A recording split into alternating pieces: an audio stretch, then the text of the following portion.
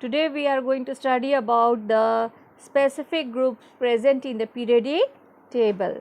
So, the group 1 elements, they are known as the alkali metals, group 2 elements are known as the alkaline earth metals, okay. Then group 17 elements, they are known as the halogens, and group 18 elements are known as the noble gases. So, we are going to learn about these groups, okay.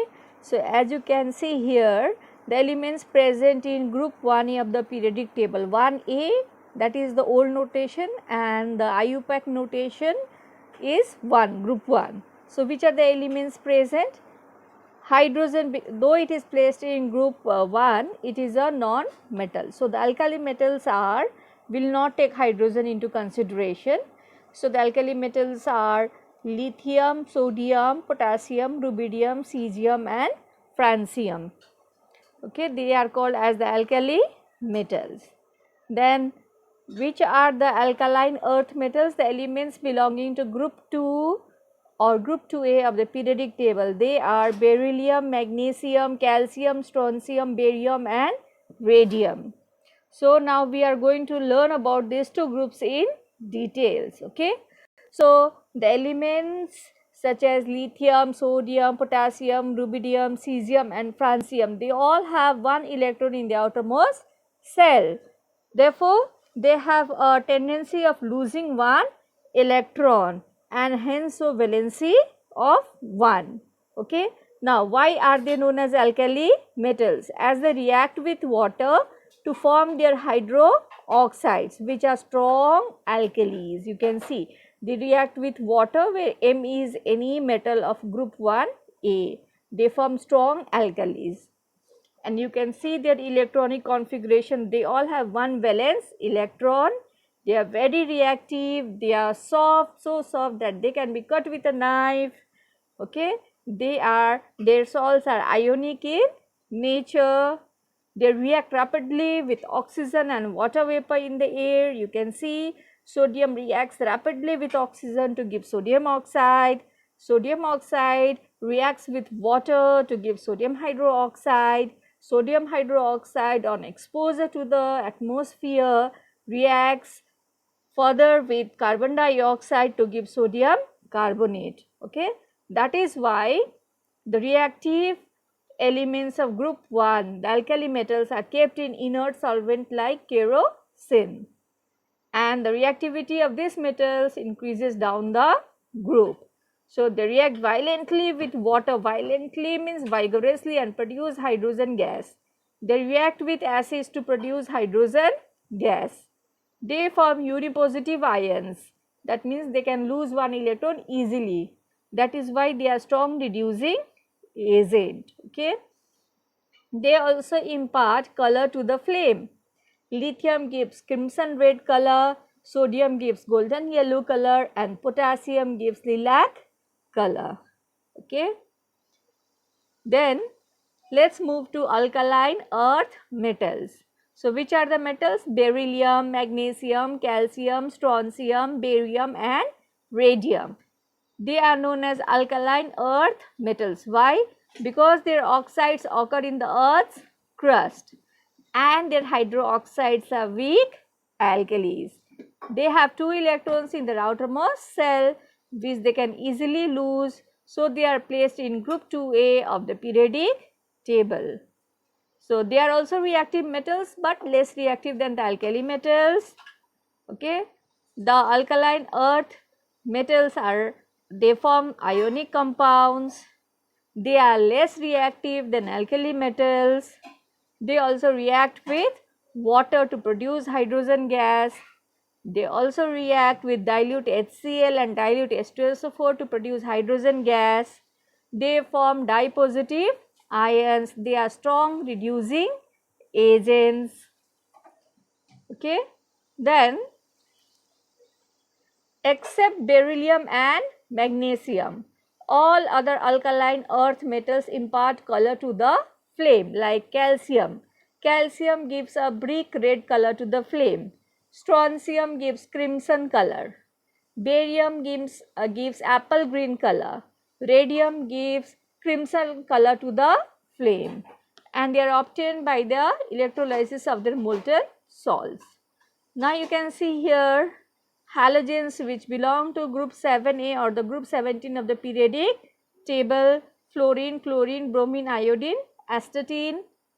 Then you can see the noble gases which belong to the group 0 or group 18 of the periodic table: helium, neon, argon, krypton, xenon and radon.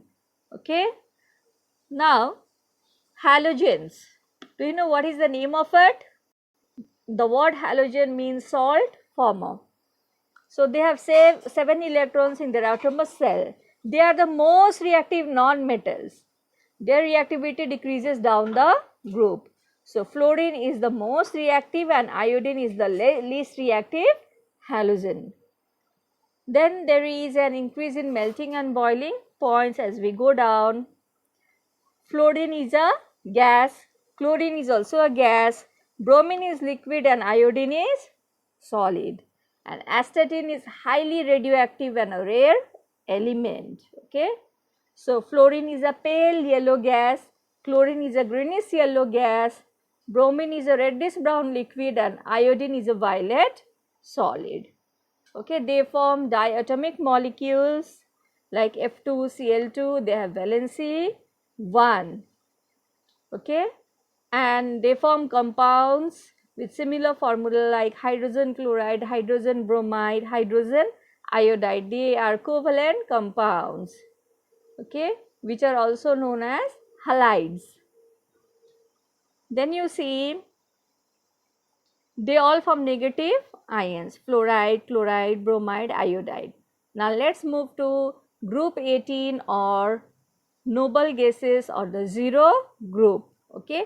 So when Mendeleev first constructed his table, there was no indication that a whole group of elements, that is the group 0, remained to be discovered because of their lack of reactivity.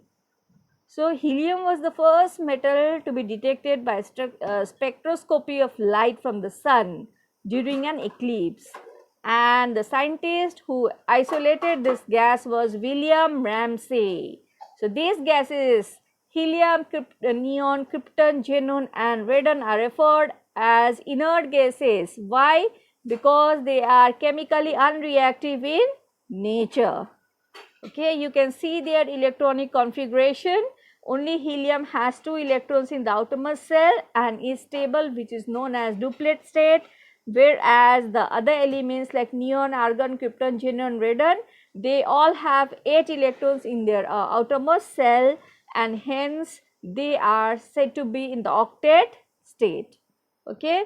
So all are colorless, tasteless, odorless gases. They are neither inflammable nor supporter of combustion, and they are always monoatomic. Why? Because they have a stable electronic configuration.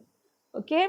Now these gases, they emit colored light when an electrical discharge is passed through them. So helium is used in airships and balloons because it is both light and unreactive. Argon is used to fill light bulbs because it will not react with the filament even at high temperature because of its inert nature.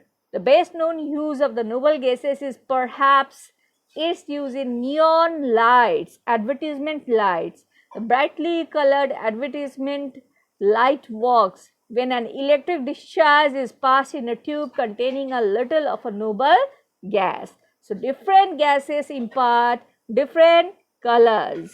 Okay. So now let's move to the uses of the periodic table.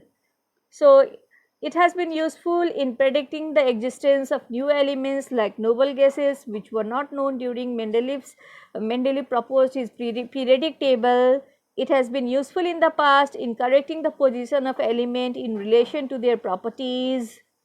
Study of elements and their compounds has become systematic and easier to remember. Suppose if I ask you alkali metals, what will you remember? Group 1. If I say you halogens, what will you remember? Group 17 or 7A. Position of an element in the periodic table reveals its atomic number. electronic configuration. For example, alkali metals will have always 2 valence electrons. Halogens will have 7 valence electron. Okay, number of valence electrons and properties, because the chemical properties depends upon the electronic configuration. The nature of chemical bond, formula of compound formed. Now, elements present in groups 1, 2 and 3, they are metals. They lose electrons to form positive ions, while elements of groups 15, 16 and 17 gain electrons to form negative ions.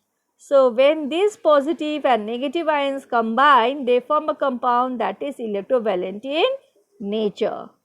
And if elements of groups 14, 15, 16 and 17 combine with those of 15, 16 and 17, okay, non-metals with non-metals, then they form covalent compounds. So, position of an element in the periodic table reveals what is the valency of the element, whether the element is a metal or a non-metal. Metals always occupy the extreme left position in the periodic table, whereas non-metals are at the extreme right position of the periodic table. Thank you.